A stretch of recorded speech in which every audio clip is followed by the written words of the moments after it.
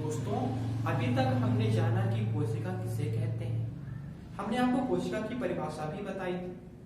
हमने ये भी जाना कि कोशिका की खोजकर्ता कौन है, चाहे फिर वो जीवित कोशिका हो या मृत कोशिका हो। हमने ये भी जाना कोशिका का कार्य क्या है। हमने ये भी जाना कि कोशिकांग कितने प्रकार के होते हैं, कौन कौन से कोशिकांग कोशिकाओं में उपस्थित होते हैं और कौन कौन से कोशिकांग महत्वपूर्ण होते हैं। आज हम कोशिका की संरचना के आधार पर जानेंगे कोशिका कितने प्रकार के होते हैं।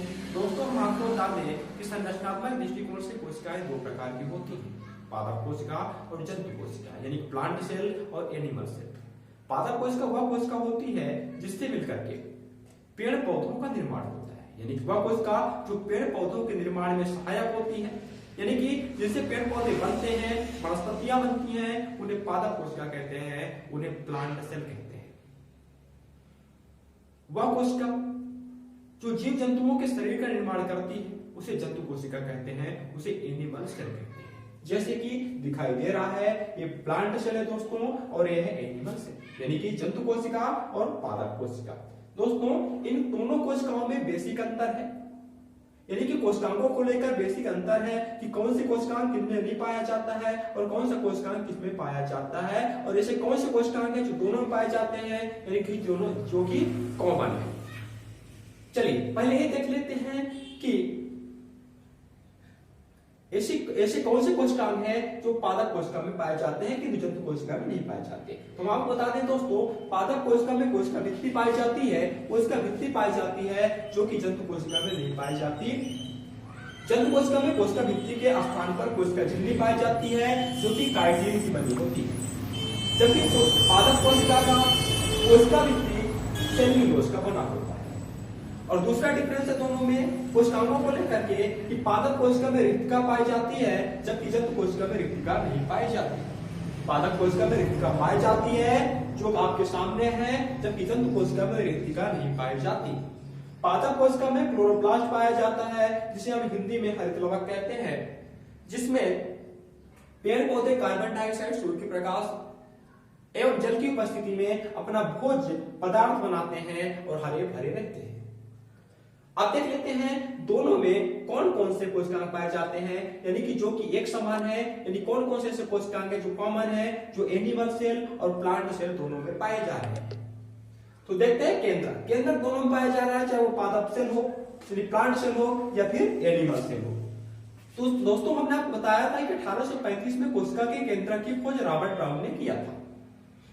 केंद्रक को कोशिका का नियंत्रक कहा जाता है, कोशिका का मालिक कहा जाता है, चाहे फिर जंतु कोशिका, पादप कोशिका हो या जंतु कोशिका हो। दोस्तों, हमने बताया था राइबोसोम के बारे में। भाई, राइबोसोम जंतु कोशिका और पादप कोशिका दोनों में पाया जाता है। राइबोसोम में प्रोटीन का संश्लेषण होता है और यही कारण है कि राइबोसोम को प्रोटीन का कारखाना कहा जाता है। क्या कहा जाता है? प्रोटीन का कारखाना, प्रोटीन का कारखाना या प्रोटीन का फैक्ट्री, हमने आपको बताया था। चलिए अब देखते हैं तारकाय। दोस्तों, जंतु कोशिका और पादप कोशिका दोनों में तारकाय पाया जाता है। तारकाय को अंग्रेजी में यानी कि इंग्लिश में सेंट्रोसोम कहते हैं। यह कोशिका विभाजन के समय क्रोमोसोम का कार्य करता है, क्रोमोसोम की तरह दिखाई देने लगता है। दोस्तों, इसके बाद बात करेंगे लाइसोसोम्स की। तो लाइसोसोम जंतु कोशिका एवं पादप कोशिका दोनों में पाई जाती है। लाइसोसोम को कोशिका की आत्महत्या का खैली कहा जाता है, क्योंकि लाइसोसोम में एक विशेष प्रकार का एंजाइम पाया जाता है जो कोशिका के अपशिष्ट पदार्थों को भक्षण करके बाहर निकाल देता है। लेकिन जब किसी कारणवश लाइसोसोम की झिल्ली फट जाती है और वह पाचक एंजाइम कोशिका के संपर्क में आता है तो कोशिका का भक्षण करने लगता है और इस प्रकार कोशिका समाप्त हो जाती है। यही कारण है कि लाइसोसोम्स को कोशिका की आत्महत्या की थैली कहा जाता है। इसकी खोज डी की थी, हमने आपको बताया था। इसके बाद दोस्तों, ये जो आप देख रहे हैं एक तरली पदार्थ है, ये तरली द्रव्य है जिसे कि हम साइटोप्लाज्म कहते हैं। हिंदी में कोशिका द्रव्य कहते हैं, जो कोशिका का सबसे बड़ा भाग होता है, सर्वाधिक परसेंटेज इसी का होता है साइटोप्लाज्म का।